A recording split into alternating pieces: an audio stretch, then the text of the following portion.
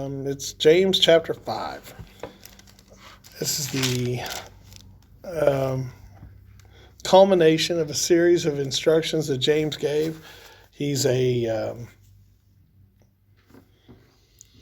the way that he instructs us, he does not hold back what he thinks is right.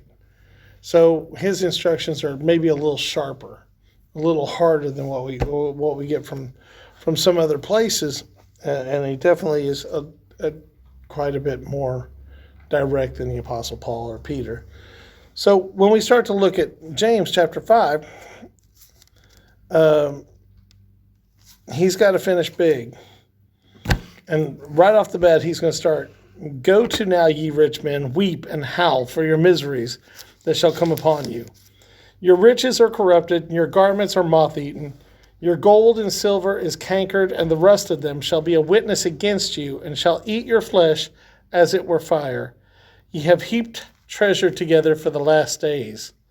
Okay, well, it's always fun to take a shot at rich people.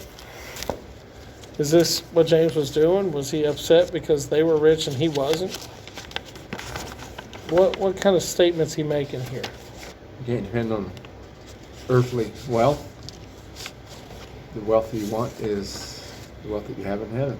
And the wealth that you get in knowledge of trusting the Lord and the Holy Spirit and in God. And that's important. It's important for godly people to seek God. Mm-hmm. But the deeper message that James is trying to get across here is, what do we know about God? What is he telling us about God here? Because he's taking off on a very, very hard tone. You rich people who you howl for your miseries, or you're going to hell. You should just go ahead and start weeping and howling now for what's coming your way. Mm-hmm. Because what do we tell people? Why do we tell people you need to get it serious? When I'm talking to my kids, they'll be goofing off. My kids are great kids. They're fantastic kids. But they have a tendency when they're together to be a little silly. And that's something you expect out of 5 and 7-year-olds, not 15 and 19-year-olds, but that's what we got. And when they're serious, when they're being silly and it's a time to be serious, they always get that warning. Hey, you guys need to straighten up. You guys need to, this is the way we talk to our children. We tell them you need to straighten up, because if you don't, there's going to be a consequence to that action. Yeah. There's going to be a consequence to your silliness that you're not expecting. Because you're just over here being silly. I like being silly. Everybody likes being silly. But there's a consequence for doing that in the wrong place and the wrong time. And so what James is starting to talk about here, he's talking about God's judgment. God is a righteous judge. I mean, if we understand who God is, we know that he's a righteous judge. He's not going to be a partial judge. A partial judge would say, well, I like you, so I'm going to let you get by with it. I don't like you, so even though you didn't really do anything wrong, I'm still going to take you out of my fold. That's not his way. God is a righteous judge. I have given you the instructions. I have given you a path out of the conviction of your sin that you've already been convicted of. But if you do not take my plea deal, then the punishment you've already earned, you're going to get. I have no choice but to give that to you, because I can't be a righteous judge and then change what you've earned. So he said, all you people who are so caught up in the riches of this world, you should start howling for your miseries, because stuff is coming. Bad things are coming your way. Your riches are corrupted. Your garments are moth-eaten. Your gold and silver is cankered. The rust of them shall be a witness against you, and shall eat your flesh as it were fire. You've heaped treasure together for the last days. You have aimed at amassing wealth for the sweet part of your life, the golden years, so to speak. But you don't even realize that these golden years, they're not your most important years. And these treasures, they're all not of any benefit to you in the long run. Yeah. They all will fade. And I got in trouble in a church one time. I used to preach in a lot of different churches, and I got in trouble in a church one time because I said, "Listen, I want to tell y'all something." And it was an affluent church. I've never been invited back. I don't know why. I said, "Hey guys, I want to tell you something. This is really exciting. I want you to understand this. Everything you own, everything you've worked your whole life for, everything that you've amassed all over your entire life, everything that's been given to you, everything that you've inherited, everything, all the things that belong to you are going to belong to somebody else after you take your last breath." And eventually it's just going to be fodder for the fire anyway. That's right. There's going to come a time where all your wealth won't even buy a sandwich. Yeah. I said, so if this is what's important to you, then you're going to be judged for that. And that's what James is saying here. If this is what's important to you, these things, they're going to pass away. They're certainly going to pass away. God is going to judge, and you're going to be judged justly because of what was important in your heart. And if it's God, good. And if it's this, uh-oh. So I really like the way he sets that up. I mean, he starts to talk about, and we'll get into it in a little while, but he really goes into 4 judgments that are going to happen here. He says, "Behold, the hire of the laborers who have reaped down your fields, which is of you kept back by fraud, crieth, and the cries of them which have reaped are entered into the ears of the Lord of Sabaoth." The people that you've built your wealth off the back of, the people that you've hired, the people you've done dirty, the people that you've utilized, manipulated. Now, does this just mean people who are wealthy? Is he really just talking to wealthy people? Or is he really setting up a case for understanding how the expectation of how you treat other people is to be? Because everybody has somebody that's subservient to them. Everybody does. For me, it's almost nobody because I don't have any authority whatsoever, but my children are subservient to me. And how I treat them, I'm going to be judged for that. Well, even how you treat the person at the checkout line. That's right.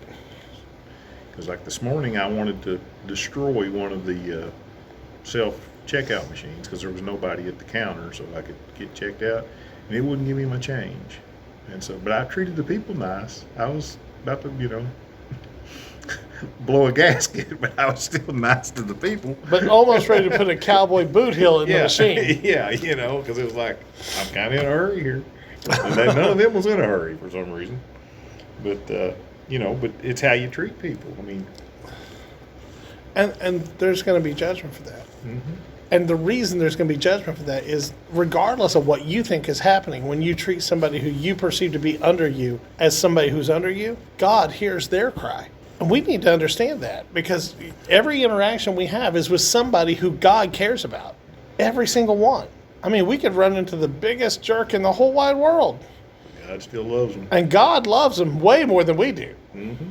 And we're going to be judged on how we communicate with them.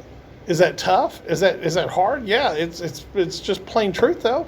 Because we're not called to be a people who are high and mighty. We were never given the indication that, hey, you are saved, so you are better than everybody else. You are saved, so you're to be a servant to everybody else. I know you all heard Susie talk about it, but where she was the main cat at Giovanni's for years there.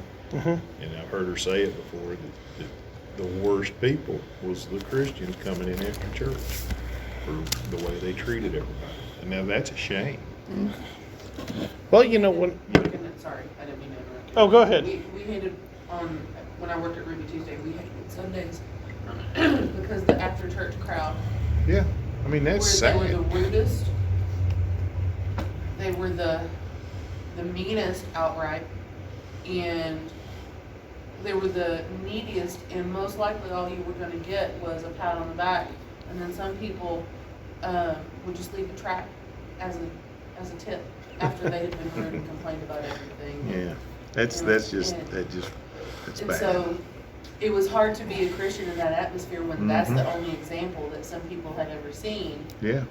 So but it's true. That's true. horrible. Sundays are the worst. In food service, Sundays are the worst. But they'll all have to answer for that one of these days. Yeah, and the thing is, the people who are, and that kind of lines up with what I was going to say. In this case, Brittany was working with people who were not demonstrating. But God hears Brittany's cry. And her cry about those people is going to get God's attention. And you can only live so long with God winking at your ignorance. Yeah. God winks at ignorance for a moment, but there's a time where there's a reckoning. And all the things that you think are important, that you think you've amassed, that you think you've accomplished, they can all go away. And someday they're going to, because you're going to stand just you and your accomplishments in front of God. I don't want to be in that situation personally and have lived a life where the wrong thing was the most important to me. And none of us do. But James is warning of that because the people that he's talking to, the First Baptist Church of Jerusalem here, they were getting off kilter a little bit. Now, I don't know how, is anybody here like a history buff? I know Brittany is. Okay. So the church in the American history, we are a denomination nation. Okay. Christians came over and certainly the brothers came over from England, and they started preaching in South Carolina, and these home churches popped up all across the what would have been the colonial area of the United States, and those churches grew into churches and more churches and more churches and more churches, and they were the Wesley brothers, and that ended up being the United Methodist Church.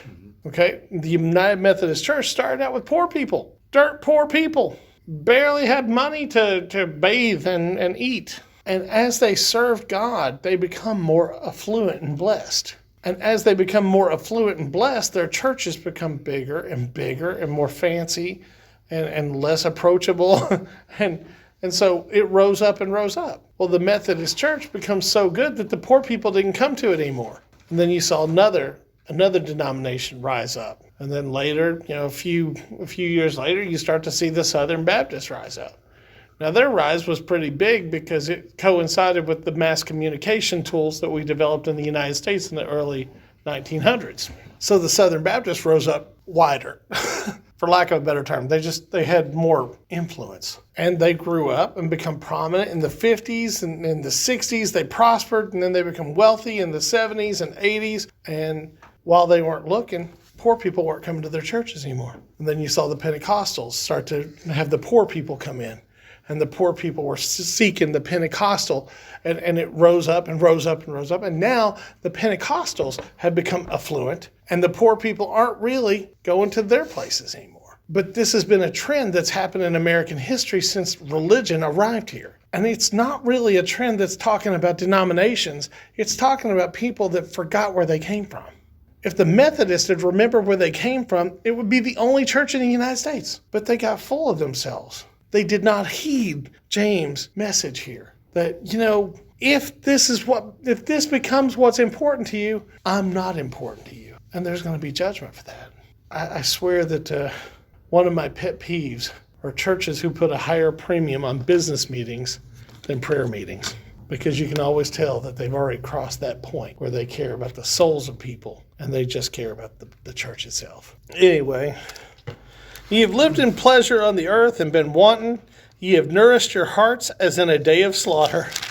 Ye have condemned and killed the just, and he doth not resist you. Be patient, therefore, brethren, unto the coming of the Lord. Behold, the husbandman waiteth for the precious fruit of the earth, and hath long patience for it, until he receive the early and latter rain. Be ye also patient. Establish your hearts, for the coming of the Lord draweth nigh. So now we see a second judgment, right? The first judgment is those who have put the wrong thing on the throne of their heart. The second judgment is for the long-suffering who have withstood this, who have stayed humble, the ones who have stayed faithful, the ones who have stayed.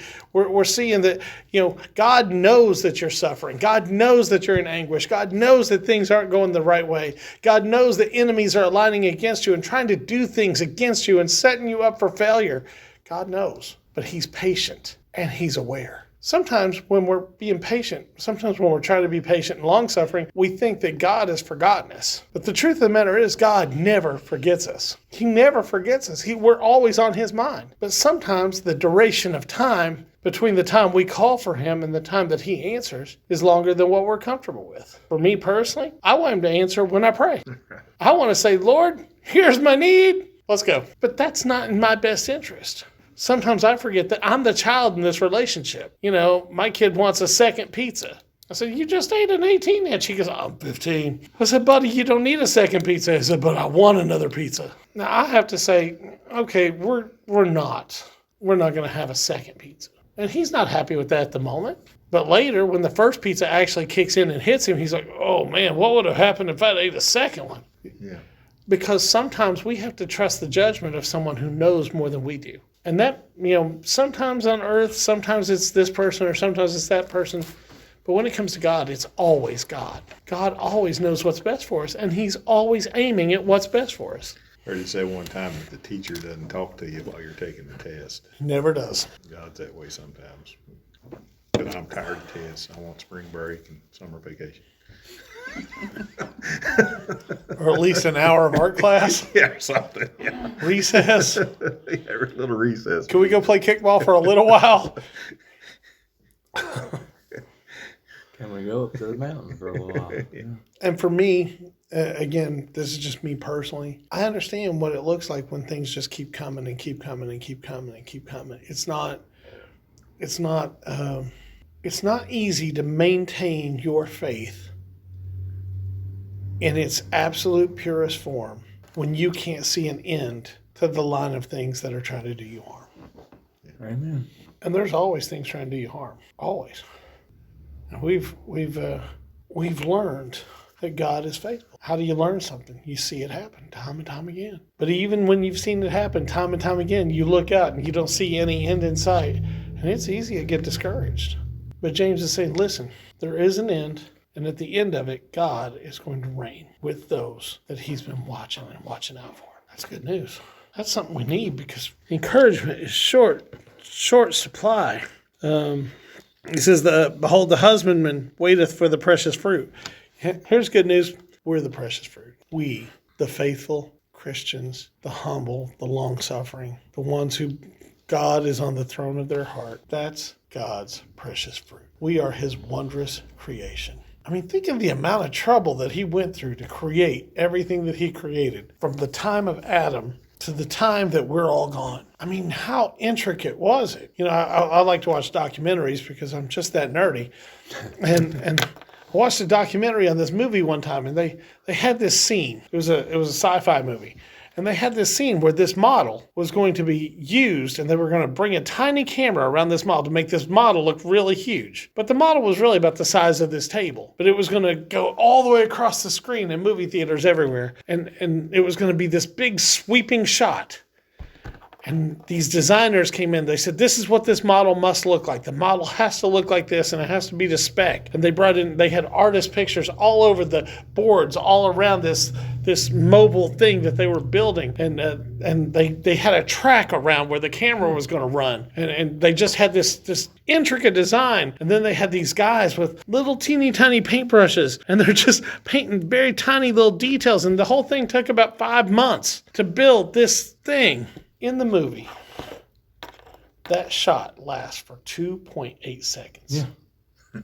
Yeah. And when you think about that, that seems like a huge waste of time. But in somebody's mind, that shot was going to be important to the film. And that's how God works us. He will spend an enormous amount of time building us to the exact spec that he wants for a tiny moment in time where the result that he anticipated all along happens. Yeah, God. So establish your hearts. I love those words.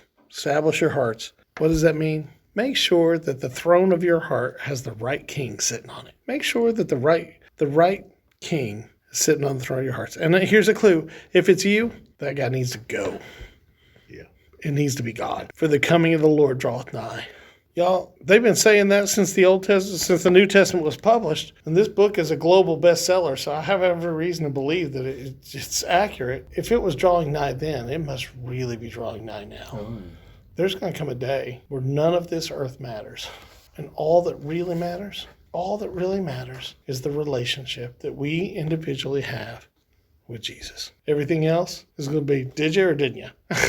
Grudge not one against another, brethren, lest ye be condemned. Behold, the judge standeth before the door. Take my brethren, Take, my brethren, the prophets who have spoken in the name of the Lord for an example of suffering, affliction, and of patience. Behold, we count them happy which endure. Ye have heard of the patience of Job, and have seen the end of the Lord, that the Lord is very pitiful and of tender mercy. But above all things, my brethren, swear not, neither by heaven, neither by the earth, neither by any other oath, but let your yea be yea, and your nay nay, lest ye fall into condemnation. Boy, that's a lot of stuff in just a couple verses. It starts with grudge not one against another.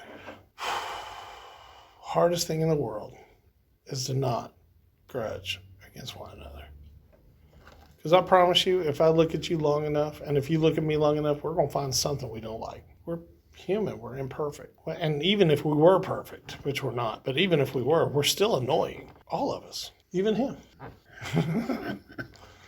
It was the wave for me. But and here's why that happens, okay? If you're looking specifically for something, you're going to find it. If I'm looking for the worst in you, I'll find it. And if I'm looking for the best in you, I'll find it. But our human form, we don't like to look for the best in anything. We're like, oh, I don't like that. Right? Brittany, look at her over there. I won't pick on her, she's sick. But if we choose to look for the worst in people, that's exactly what we're going to find. That leads us into disagreements, and those disagreements can lead us into long-term disagreements. Next thing you know, they're telling your story in Pikeville and little plays and on billboards all through the fall. The Hatfields and McCoys, one of the most famous feuds that ever happened. And really, it all started with two guys who knew better than to grudge against each other and just did it anyway. They just big fat did it anyway. So we shouldn't do that. Why shouldn't Christians grudge against one another? There's never a good result in it. No. There's no positive outcome, and no grudge can take root if God's in charge. It can't take root. You know, I have to elevate something in my heart for me to war against somebody else. If I allow those kind of things to bubble up, am I really taking God out of the place where he's in control and I'm starting to be in control again? See, our human nature it's crafty. It wants control. Even if we submit to God, it wants to wrestle back control. That's why Paul said multiple times, I war with myself. I crucify my flesh daily. That's pretty hard language. But if you don't do it, your flesh will rise up and take another run at this thing. Do you think, too, that when it says to grudge not, that it could mean, not just maybe having something against somebody, but could it also be envious of people, too? Yeah. It means... And the reason I say that's one of my hardest problems, because I see people that I played music with, top of the charts. Yeah. And it's like, wait a minute, how'd I get dealt out of that deck, and I have a problem with that. I have to talk to myself a lot about it and listen to God talk to me about it, because that's just not the way it was supposed to be for me. So, but I think the whole hand of cards that get dealt to us that make us when it says grudge, I think it means oppose other people. Yeah, for whatever. For whatever reason, I went to art school, so when I see somebody that I went to art school with that obviously was not very good, and they've got a show in Right. Austria, and I'm thinking, right, I know, and it's not that you dislike the person; you're just going, what? no, I've seen their art. How did they get a show? Well, that's how I am with some of the musicians. Some of them are super talented too, but I'm still jealous of them. But you just got to work with it, But I got, and that's me. I got to dial it back in and say, Lord, whatever your path was That's for them, right. that was their path. And That's right. whatever your path is for me, I want to follow your path. Yep. Because I can chase this rabbit down the hole, Mm-hmm. but it's not going to take me to a place that brings me closer to you. It's going to take me to a place that takes me further away from you. You end up in a hole. And I'm on a hole. Lord let me go into the music business, and he knows I'm not going to talk about that part of the business, but I met a man that was a Jewish man that made music videos. I hired him, then I started working with him. I was with him when he passed away 10 years ago in Pueblo, Colorado. I drove straight out there. And 2 days before, he said, Brian, go get the chaplain. And I wasn't saved then, but he said the sinner's prayer. That's the main thing. And he was the only one that, at that time, I thought, in the whole world that understood me besides Dorothy. Yeah. And you know who I'm talking about. Yeah. Good to know he got saved. Yeah. That's the main deal. See, I can look at his music videos, even the ones that were on MTV and VH1, all that, Right. Yeah. And I can look and say, man. Yeah. That was my buddy that helped him get saved. Mm-hmm. There's not a high enough premium in our minds and in our hearts on leading people to God, but there should be. It should be so high up on our list of things to do that other stuff just doesn't seem to matter. Yeah, because if you spend your time in grudge, it says, lest you be condemned, you don't want to put yourself in the place where you're going to be judged for that. Right. I mean, we're gonna have opposition. It seems like I can't talk to anybody in any government office without feeling the need to have opposition. Yeah. Because, just because they are what they are. But if I get pulled into that instead of being pulled to what I'm supposed to be doing, I'm the one that's wrong, not them. Because my job is to lead them to Him, not lead them to me. So we will be pulled into condemnation if we allow that kind of stuff. It's a trick. It's saying, this is one of the tricks the devil's going to use for you. If you get pulled into these grudge matches, these oppositions, they're going to lead you to a place away from God. And everywhere away from God, you're going to find condemnation. So I think that, behold, the judge standing before the door. Again, judgment's coming. You see that? Multiple times now he said, judgment's coming. Take, my brethren, the prophets. Now, he just uses an example here. The prophets showed us how we should do it, right? They were long-suffering. They got beaten for what they were doing. They got persecuted for what they were doing. The one little dude, little Ezekiel, he says, I alone. It's just me, right? Elijah said something very similar, I think. So when we look at these prophets and they said these things, they went through some stuff. It was not an easy rodeo for the prophets. Now think of it this way. Here's our human frailty come into play. We tend to look at the New Testament and sparingly look at the Old Testament, but here's the thing. God replaced prophets with you. You're supposed to be the ones that are the example of long-suffering. You're supposed to be the ones that are examples of persecution. You're supposed to be the ones that are examples of being not loved, embraced, liked, whatever by people. Your message is going to, be like sandpaper in their underpants. They're not going to like your message, but they need it because it leads them to the possibility of being pardoned for the sins they've already been convicted of. They're already convicted. It's not like that, hey, I'm going to go out and knock over a liquor store tonight and that's going to be the sin that God's going to judge me against. I'm already convicted of all my sins. I'm waiting sentencing. This is what people who are sinners really need to hear in their life. Yeah, they don't get that. You need to hear, you've already been convicted of the crime. You're guilty. You're waiting sentencing right now. And the judge is either going to pardon you or he's going to sentence you. Judgment's coming. So we count them happy which endure. You've heard the patience of Job and seen the end of the Lord, that the Lord is very pitiful and of tender mercy. Why do you use Job as an example? What happened at the end of Job's ordeal? I'll be honest, I have trouble with Job. I know he came out, let's say, way ahead of where he started, but he still has dead family. Sure. But still yet, he was blessed way beyond what he had before that. And he had a new family, but he persevered and God seen him through and blessed him immensely. And, his story gives me the 8 scariest chapters of the Bible. Yeah. I'm telling you, there's nothing scarier to me than when Job says, okay, God, I get it, but why? Yeah, and God lets him have it. And God totally lets him have it. But in the end, God gave Job something far more valuable than anything he lost. And it's hard to see this because we see it in terms like Rob said. He lost his family. He lost his wealth. He lost everything except his wife. And he was probably at some point thinking, why? Yeah, wait, Lord, you forgot somebody in my family. Because she wasn't exactly really supportive through all this. Right. He's got the 3 best friends whose best things that they could do was come and sit with him for 8 days and then blame him for his own problems. Yeah, why don't you just go ahead and curse God and die there? You've done something here that you deserve this. Why would James bring this up? And here's why. Because what God gave Job wasn't his stuff back. Stuff is just stuff. We learned that earlier in the chapter. What he gave him back was restoration. He restored Job to the relationship he was in with God before all this happened. And you knew it was going to happen in the very first chapter. Because when the first bad thing happened, you know what Job said? His words exactly. They permeate in my head day and night all the time. He said, the Lord giveth, the Lord taketh away. Blessed be the name of the Lord. He got it. I mean, we don't get it. We think, oh, I'm having a bad day. Right? Oh, yes. Amen.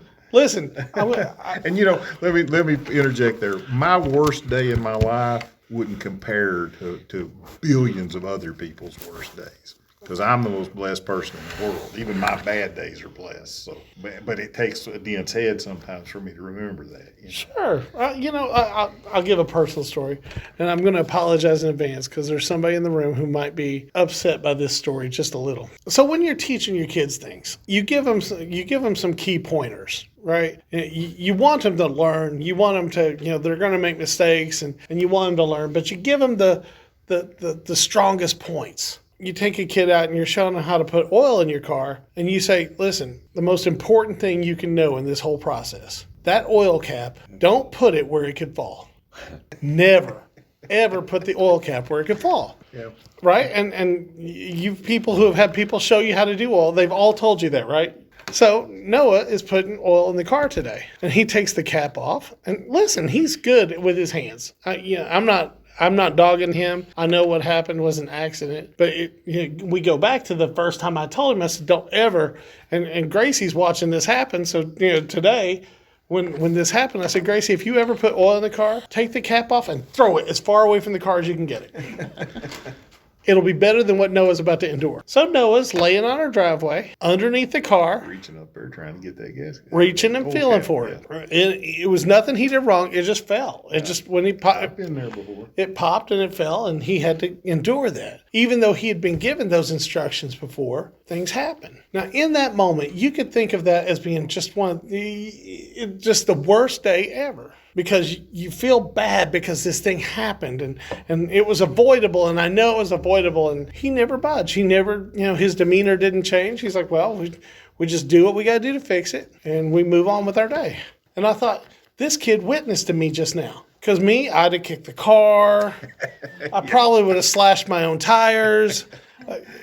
Yeah, kids will do that. I don't want to get you mad. Pardon the personal example there, but it's just a funny thing that happened before we came here. Part of the reason I'm a little late was that took a little longer than what we thought to fix. But above all things, my brethren, swear not, neither by heaven, neither by the earth, neither by any other oath, but let your yea be yea and your nay be nay, your nay nay, lest you fall into condemnation. There's a lot there. Don't swear to things you can't swear to. Don't promise what you can't keep. Well, I mean, I don't know exactly where it's at, but doesn't it say, don't even tell people you're going to do something tomorrow? Because you don't know what you're going to be able to do tomorrow. Yeah, we may get to that here in a minute. Yeah. I know it's in here. He says, but he says, let your yea be yea and your nay be nay. Be steady. Be stable in what you say. Now, those of you who know Sonia, I know you don't know Sonia, but Brittany and y'all know Sonia. Sonia, one of the most important words in the English language to her is about this verse. It's congruent. Your life must match your words. And if you say yay and then you do nay, your life doesn't match your words. So how good of a Christian are you if you say I'm a Christian, but you do things that are not Christian? Our very nature will call us to be double-tongued. But our very spirit will prohibit it. So if our nature is calling us to be double-tongued and our spirit's prohibiting it, which one are we going to be? Whichever one we feed. Yep. Whichever one we feed. Let your yea be yea and your nay, nay. Because if you don't, you're going to fall into condemnation. We already know. And look, there again, there's going to be judgment. Judgment's coming. Is any among you afflicted? Let him pray. Is any merry? Let him sing psalms. You talk about being drawn to psalms. If you're merry, you'll be drawn to psalms. Is any sick among you? Let him call for the elders of the church and let them pray over him, anointing him with oil in the name of the Lord. All those of you who wonder why we put oil on people when we pray, right there it is. And the prayer of faith shall save the sick, and the Lord shall raise him up. And if he have committed sins, they shall be forgiven him. The prayer of faith shall save the sick. Anybody got a story on that one? Yep. For 40 years I used to carry a rosary. Virgin olive oil is what I carry now. I believe in the power. See, even Rico Suave taught me something. That's what he's branded himself. That's, if he wants to call himself Rico's Suave, he can call himself Rico Suave. His name is Gerardo. Can you break dance? Gerardo Eugene Mejia. Hey, I had a poster of him on my wall in college. I thought It wasn't. I saw him on Dance Fever, and I thought, why is a street dancer on Dance Fever? Because me and my wife danced classic dance when I met her. Because my wife's 18 years older than me. We've been together 45 years. That's a good run. Yeah. Well, God knew what he was doing when he put us together, because neither one of us would be here now. All the kids would have left, and she would have been lonely, and I was going down the wrong path even at that time, bro. Yeah. When you were just a pup. We've all been on that wrong path before. So if the prayer of faith saved the sick, prayer of faith will get sins forgiven. Why do we have a hard time giving prayers of faith rather than grudging responses to other people? We let our human nature take over. Yeah. Without talking about it, he's talking about the spirit versus the flesh. Yeah. I mean, he's not saying it in those terms like Paul did, but he's talking to a different audience, right? Yeah. The Apostle Paul was talking to the Gentiles. They didn't understand spirit and flesh. They were just like, we're learning something new. But he's talking to the people who are established Jews who have joined this calling to Christ.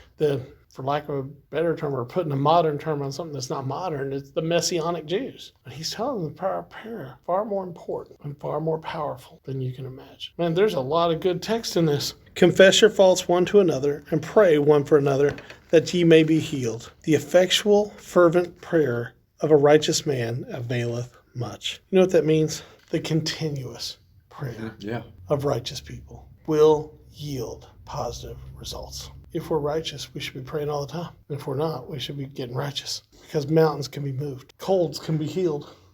They can.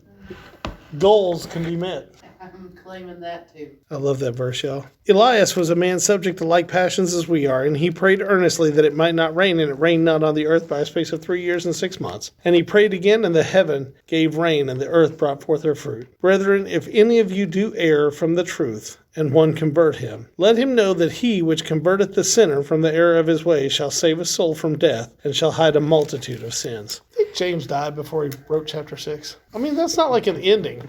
You think maybe he had more to say, he just didn't say it? I don't know. But that was where God wanted him to stop. Yeah. We're all in this together. When somebody's erred in their ways, we help them. We don't condemn them. That's God's job. God's in charge of condemnation. He doesn't need us for that. We can barely take care of ourselves. And when we do God's will, we're going to find that God's mercy is abundant. God's grace is sufficient, and everything that our heart desires when he's sitting on the throne of it, he has no problem giving us. We just got to guard the throne to make sure we don't try to have a coup.